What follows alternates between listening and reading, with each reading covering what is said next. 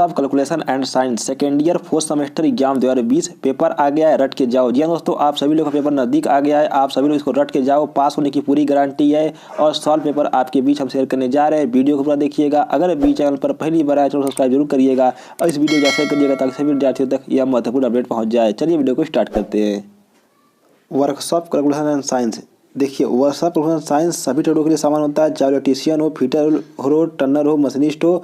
देखिए, fourth semester paper है ये, फोर्थ सेमेस्टर पेपर है, लेकिन यह पेपर सेकेंड ईयर के लिए भी बहुत ही महत्वपूर्ण है। ITI सेकेंड ईयर के लिए बहुत ही महत्वपूर्ण है। सभी ट्रेडों में सामान होता है, वर्कशॉप कैलकुलेशन सभी ट्रेडों में सामान होता है। चलिए स्टार्ट करते हैं वीडियो को और आपको हम महत्वपूर्ण क्वेश्चन वीडियो में कहा देते हैं।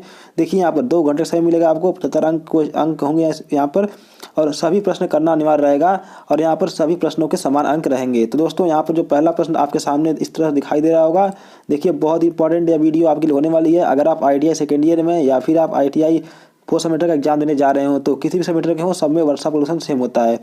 पहला क्वेश्चन इस प्रकार पूछा गया कि धातु में जंग लगने में सम्मिलित है। ऑप्शन देखिए 4 दिया इसमें है कि भौतिक क्रिया, रासायनिक क्रिया या फिर दोनों है या फिर इनमें से कोई नहीं है। देखिए, जो धातु होता है, कोई धातु होगा उसमें जंग लगेगी तो उनमें से ना ही भौतिक क्रिया होती है ना ही रासायनिक क्रिया होती है। इसमें से ऑप्शन नंबर डी वाला सही होगा, इनमें से कोई नहीं। कौन सही होगा? इनमें से कोई नहीं, ऑप्शन नंबर डी। बढ़ते अगले प्रश्न की तरफ। अगला प्रश्न हमारा इस प्रकार से पूछा गया है कि इनमें से कौन सा बड़ा है, मतलब जो नंबर दिया गया है उसमें सबसे बड़ा कौन है। जो नंबर दिया है इसमें सबसे बड़ा कौन है? देखिए, 5/8 दिया है, उसके बाद 2/3 दिया है, 7/9 दिया है और 3/5 दिया है। सबसे पहले करेंगे क्या, जितने भी डिनोमिनेटर है नीचे वाले को क्या करेंगे आप एलसीएम ले लेंगे। एलसीएम लेने के बाद सभी संख्याओं में क्या करेंगे, बराबर कर लेंगे। मतलब जिनका डिनोमिनेटर सबको बराबर कर लेंगे। बराबर करने के बाद जो बड़ा रहेगा वही आपकी संख्या बड़ी वाली हो जाएगी। तो सबसे पहले एलसीएम ले लीजिएगा, उसके बाद इसको कर लीजिएगा सॉल्व। इसका ऑप्शन नंबर कौन सही होगा? दूसरे का ऑप्शन नंबर सही होगा, सी वाला सही होगा, 7/9। 7/9 इसका ऑप्शन सही होगा। बढ़ते अगले प्रश्न की तरफ। देखिए, जितना क्वेश्चन सॉल्व होने लायक हो रहेगा उसको सॉल्व कर देंगे और जो नहीं सॉल्व हो पाएगा उसको आप सॉल्व कर लीजिएगा। बहुत ही आसान प्रश्न सारे दिए गए इसमें। अगला प्रश्न पूछा गया कि एक लकड़ी की मेज जिसका व्यास 1.4 मीटर है, उसका सरफेस एरिया क्या होगा।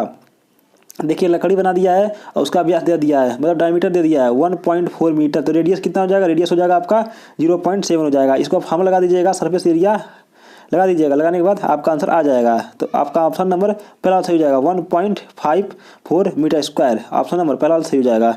बढ़ते अगले प्रश्न की तरफ। आप सभी लोगों का प्रश्न दिखा, जो कोण होता है, कोण का यहाँ पर फ्रस्टम का सरफेस एरिया पूछ रहा है, CS से पूछ रहा है का सरफेस एरिया कोण का। दोस्तों, चौथा का आपका ऑप्शन हो जाएगा बी वाला, 395.64 सेंटीमीटर स्क्वायर। ऑप्शन आपका बी वाला सही होगा। अब बढ़ते हैं अगले प्रश्न की तरफ। अगला प्रश्न इस प्रकार से पूछा गया है। देखिए, यहाँ पर ये प्रश्न बहुत इंपॉर्टेंट है, परीक्षाओं में हर बार पूछा जाने वाला प्रश्न है। बिंदु -3 और -4 को किस चतुर्थांश में अंकित किया जाएगा। 4 ऑप्शन आपके सामने रहेगा। देखिए, फर्स्ट चतुर्थांश, सेकेंड, फोर्थ, थर्ड। देखिए, पहला चतुर्थांश ये हो गया हमारा, दूसरा हो गया, ये तीसरा हो गया और ये हमारा चौथा हो गया। अब एंटी क्लॉकवाइज चलेंगे, इसमें प्लस प्लस होता है पहले वाले में, दूसरे में माइनस प्लस और तीसरे में माइनस माइनस और चौथे में क्या होगा आपका प्लस और माइनस होता है। देखिए, पूछा माइनस माइनस, तो माइनस माइनस किस में है? माइनस माइनस आपका इसमें है, तो आपका थर्ड चतुर्थांश हो जाएगा। कौन सा हो जाएगा? थर्ड हो जाएगा, जिसमें आपका माइनस माइनस होता है। तो ऑप्शन नंबर सी वाला सही होगा। कौन सही होगा? सी वाला। अब बढ़ते हैं अगला प्रश्न की तरफ। अगला प्रश्न इस प्रकार पूछा गया। देखिए, यहाँ पर प्रश्न नंबर 6वां, बिंदु ए। देखिए, प्रश्न फिर रिपीट किया, एकदम सेम उसी तरह है। बिंदु ए में दिया 2, 8 और इसमें दिया, तो आप क्या करेंगे, पूछा है किस चतुर्थांश में अंकित है। जो चारों दिए हैं तीनों किस चतुर्थांश में अंकित है, तो आपको बताई थे हम, इसमें प्लस प्लस होता है, इसमें आपका माइनस प्लस होता है, इसमें माइनस माइनस, इसमें प्लस माइनस होता है। तो देखिए, 2, 8 है तो प्लस प्लस है तो इसमें हो जाएगा। उसके बाद -3 और 3 है तो -3 पहले है तो -3 हो गया और 3 हो गया, ये सेकंड वाले में हो गया।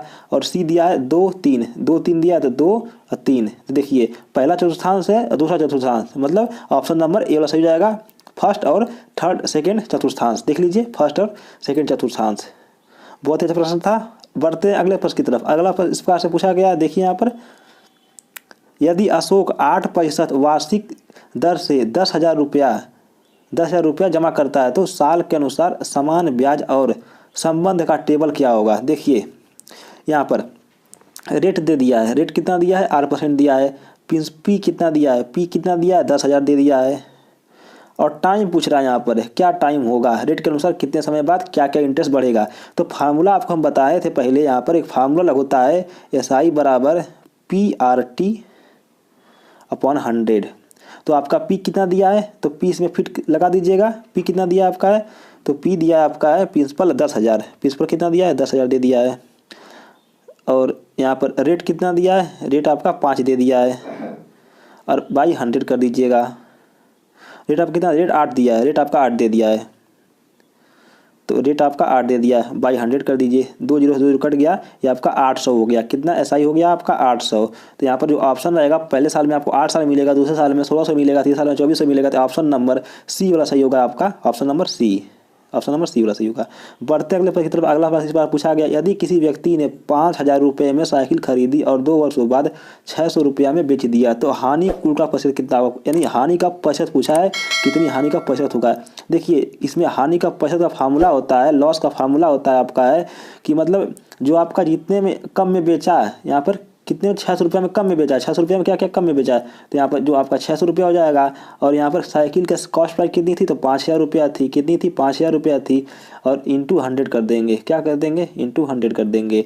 देखिए यहाँ पे 2 से 0 2 जीरो कट गया, और देखिए यहाँ पर 1 जीरो से 1 जीरो कट गया, और यहाँ पर ये 60 हो गया, क्या हो गया 60 हो गया। तो 12 पचे 60, 12 पचे क्या होता है 60, तो 12% आपका ऑप्शन हो जाएगा। ऑप्शन नंबर कौन सही होगा, सी वाला सही होगा, 12 पचे 60। देखिए ऑप्शन नंबर सी। अब बढ़ते अगले प्रश्न की तरफ। अगला प्रश्न पूछा गया कि 15% हानि के साथ 13,000 यहाँ पर 600 रुपये में बेची गई स्कूटी का क्रय मूल्य क्या होगा। 15% हानि पे बेच दिया स्कूटी, या 15% हानि बेच दिया। अब देखिए यहाँ पर 85 मतलब जो 100 रुपया का सामान खरीदे थे, तो 15% हानि बेच रहा है, तो मतलब 85 बेच रहा है। तो यहाँ पर एक्स कर दीजिए, एक्स करने के बाद और देखिए यहाँ पर जो स्कूटी थी आपकी 13,600 रुपया में, तो यहाँ पर क्रय मूल्य पूछ रहा था। क्रय मूल्य हम निकालेंगे, यहाँ से क्रय मूल्य निकालेंगे, तो यहाँ से हम क्रय मूल्य निकाल लेते हैं।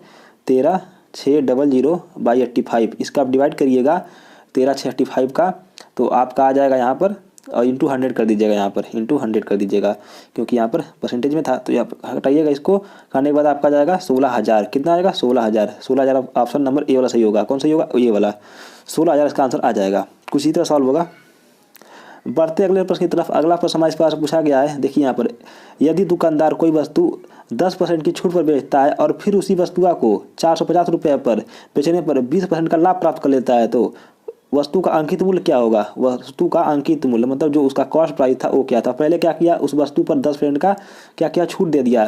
तो दोस्तों जो 10% का छूट दिया, तो मतलब 100 का सामान आप कितने दे दिया, 90 में दे दिया, 100 का सामान 90 में दे दिया, और यहाँ पर 450 हो गया। तो x बराबर कितना हो जाएगा आपका 450 और बटा के 90। तो देखिए यहाँ से कट गया, पर 9 45, मतलब जो आपकी आ गया यहाँ पर 5, मतलब 5 पैसा 5 जो यहाँ पर था रुपया वो कम में देना पड़ा 10% छूट पर, तो यहाँ 5 हो गया। अब देखिए यहाँ पर फिर क्या हुआ, 20% लाभ प्राप्त करता है, अब उसी पर लाभ प्राप्त करेगा, क्या करेगा उसी पर लाभ प्राप्त करेगा। तो 5 इंटू 100 का सामान कितने में 120 में, तो ये 5 आपका प्रतिशत है, 5 क्या है प्रतिशत है, और इसको और यहाँ पर इंटू 120 कर देंगे, तो आपका जो यहाँ पर कितने मूल्य ज्ञात करेगा, मतलब अंकित मूल्य क्या हो उसका होगा, तो 12 पचे 60, तो यहाँ पर आपका 600 रुपया हो जाएगा। ये 5 रुपया आपका आया है, 5 रुपया आया है और 120 आया है, तो 120 12 पचे 60 तो कर देंगे आपका, तो यहाँ पर 600 रुपया हो जाएगा, 12 पचे 60, तो आपका 600 रुपया हो गया आंसर। कौन सा ऑप्शन नंबर डी वाला सही हो जाएगा। अब बढ़ते अगले प्रश्न की तरफ। अगला प्रश्न पूछा गया कि उस अलमारी का अंकित मूल्य क्या होगा जिस पर 5% की छूट देने के बाद 5,225 रुपया में बेचा जाता है। देखिए यहाँ पर अंकित मूल्य इसका पूछ रहा है, कॉस्ट प्राइस पूछ रहा है, सीपी पूछ रहा है, यहाँ पर सीपी पूछ रहा है, और 5% का क्या दिया जा रहा है, छूट दिया जा रहा है, मतलब 100 की सामान जो है 95 में दी जा रही है, 100 की सामान 95 दी जा रही है, और यहाँ पर 5,225 रुपया में बेचा गया। तो यहाँ पर हम निकाल लेते हैं इसका भी फार्मूला। देखिए यहाँ पर जो यहाँ पर एक्स मान लेते हैं, कॉस्ट प्राइस एक्स मान लेते हैं, और छूट कितने दिया गया 5% का छूट दिया गया, 5% का छूट दिया गया। तो आपका क्या होगा, 100 का सामान 95 में देगा, 100 का सामान 95 में देगा, और यहाँ पर 5,225 रुपया हो गया आपका।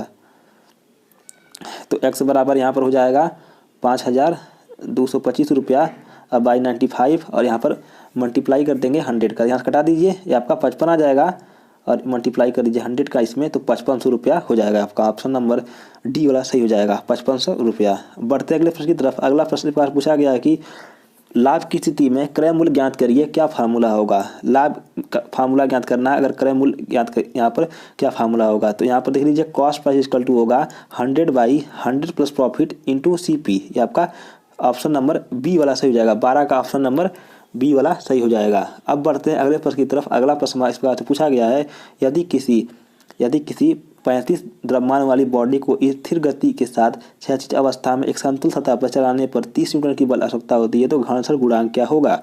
घर्षण गुणांक क्या होगा? तो इसका ऑप्शन नंबर 13 का हो जाएगा। ऑप्शन नंबर आपका क्या होगा? 13 का ऑप्शन नंबर सी वाला सही हो जाएगा। आप 13 का ऑप्शन नंबर सी 0.087। बढ़ते हैं अगले प्रश्न की तरफ। अगला प्रश्न पूछा गया है, यदि एक 600 केजी भार पर 30 डिग्री के तिरछे प्लेन पर रखा जाता है तो सामान्य प्रतिक्रिया नॉर्मल रिएक्शन क्या होगा? रिएक्शन क्या होगा? तो 14 का हो जाएगा ऑप्शन नंबर 14 का ऑप्शन नंबर आपका बी वाला सही हो जाएगा। यहाँ पर 519.6 केजी। बढ़ते हैं अगले प्रश्न की तरफ। अगला प्रश्न पूछा गया कि यदि एक 100 केजी के द्रव्यमान वाले गतिमान बॉडी क्षैतिज प्लेन में 16 मीटर की दूरी पर तय करने में कितना कार्य संपन्न करेगी? यदि बॉडी के प्लेन से घर्षण का गुणांक 0.025 है तो 15 का आपका ऑप्शन नंबर कौन सा सही हो जाएगा? डी वाला सही हो जाएगा। 40 केजी होगी ऑप्शन यहाँ पर 40 केजी। बढ़ते अगले प्रश्न की तरफ। अगला प्रश्न पूछा कि 1250 टन के रेलवे वैगन का भार उठाने के लिए कितने बल की आवश्यकता होगी? वैगन और रेल के बीच का घर्षण गुणांक दे दिया है, यहाँ पर है घर्षण गुणांक दे दिया है। तो 16 का ऑप्शन आपका डी हो जाएगा सही। कितना होगा? डी 3.75 आपका आंसर डी वाला सही होगा टन में। अगला प्रश्न पूछा गया है कि प्रश्न नंबर 17 देखिए यहाँ पर प्रश्न 17 पूछा है, यदि समान बल 1.2 kN है तो सॉफ्ट व व्यास डायमीटर दे दिया 60 mm और घर्षण बल गुणांक दे दिया है म्यू 0.3 दे दिया है, तो एनएम की एमआर का मान ज्ञात कीजिए। देखिए घर्षण बल का यहाँ पर मान पूछा है, घर्षण बल का मान पूछा है तो ऑप्शन आपके सामने देखिए यहाँ पर दिया गया है। तो देखिए यहाँ पर जो 17 का आपका हो जाएगा, 17 का ऑप्शन नंबर कौन सही होगा? ए वाला सही हो जाएगा। 17 का ऑप्शन नंबर ए वाला सही हो जाएगा। यहाँ पर देख लीजिए 1.08 न्यूटन मीटर। अब बढ़ते हैं अगले प्रश्न की तरफ। अगला प्रश्न नंबर 18 हमारा इस प्रकार से पूछा गया है। प्रश्न नंबर 18 देख लीजिए, पूछा है यदि एक समतल से यदि एक तरल 2 मीटर स्क्वायर क्षेत्रफल पर 100 न्यूटन बल डालता है तो दाब का मान क्या होगा? दाब का मान क्या होगा?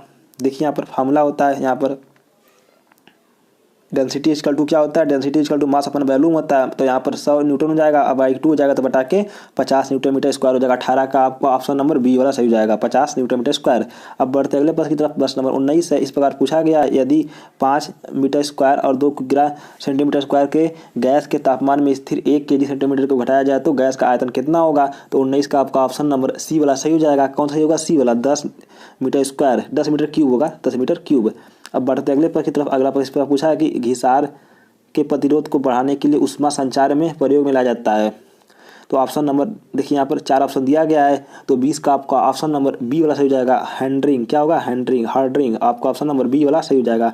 अब बढ़ते अगले प्रश्न। अगला नंबर 21 है, देखिए पूछा गया कि कुछ रद्द तक की हार्डिंग के कारण यहाँ पर लिखा है कि अत्यधिक भंजूरापन को हटाने के लिए कौन सा उष्मा प्रचार का प्रयोग किया जाता है? उष्मा उपचार का प्रयोग किया जाता है। तो ऑप्शन आपका 4 ऑप्शन दिया गया, देख लीजिए आपके सामने स्क्रीन पर दिखाई दे रहा होगा 4 ऑप्शन।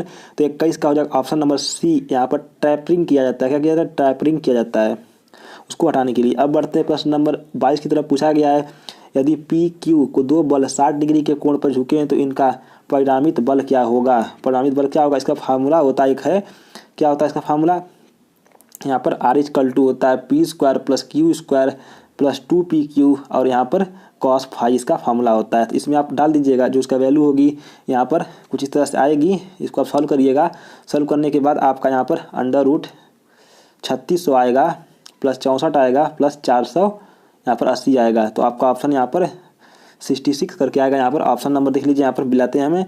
22 का आपका ऑप्शन नंबर हो जाएगा बी, 22 का ऑप्शन नंबर बी 64.63 न्यूटन आएगा। अब बढ़ते हैं अगले प्रश्न की तरफ। प्रश्न नंबर 23 की तरफ। तो प्रश्न नंबर 23 एक 1.5 बल यहाँ पर एक देखिए 2100 न्यूटन क्या लगता है? लंबवत बल लगता है। टेलीफोन के ध्रुव पर कार्य क्या करता है? तो परिणामित बल का मान क्या होगा? तो ऑप्शन देखिए आप स्टार सामने दिया गया, यहाँ पर है ऑप्शन दिया गया है। तो आपका यहाँ पर देख लीजिए 23 का हो जाएगा आपका ऑप्शन नंबर 1, ऑप्शन नंबर 1 2.58 यहाँ पर हो जाएगा। अब बढ़ते अगले प्रश्न की तरफ। अगला प्रश्न पूछा गया कि दिए गए सीजी व्यवस्था क्या होगी? अवस्था क्या होगी? देखिए यहाँ पर दिए गए क्षेत्र में सीजी की अवस्था क्या होगी? सीजी की अवस्था पूछा है, तो इसको आप जब सॉल्व करिएगा देखिए यहाँ पर कुछ तरह से इसका ऑप्शन दिया गया है। आपका आंसर बता देते हैं। 24 का हो जाएगा ऑप्शन नंबर आपका ए वाला सही हो जाएगा। कौन सही होगा? ए वाला सही होगा। ए वाला सही होगा। 114.3 मिलीमीटर होगा, 114.3 मिलीमीटर। ऑप्शन नंबर ए वाला सही होगा। अब बढ़ते हैं प्रश्न नंबर 25 तरफ। ये हमारा लास्ट प्रश्न है। देखिए वर्षा प्रदूषण में 25 प्रश्न पूछे जाएंगे आपके एग्जाम में। इसमें इनमें से कौन सा स्क्वायर मात्र क्या है, स्केल का जो मात्र क्या है, तो इसमें तो ऑप्शन हो जाएगा आपका नंबर 25 का बी, गति होगा, स्पीड, ऑप्शन नंबर डी। तो आशा करता हूँ यह वीडियो आपको बहुत ही इंपॉर्टेंट लगी, चैनल को लाइक करिएगा, वीडियो को शेयर करिएगा ताकि सभी विद्यार्थियों तक यह महत्वपूर्ण अपडेट पहुंच जाए। और दोस्तों आपको हम इसी तरह वर्षा क्वेश्चन के महत्वपूर्ण क्वेश्चन आते रहेंगे, तो चैनल सब्सक्राइब जरूर करिएगा। बहुत ही जल्द आपको और महत्वपूर्ण क्वेश्चन मिलने वाले हैं। Thank you for watching.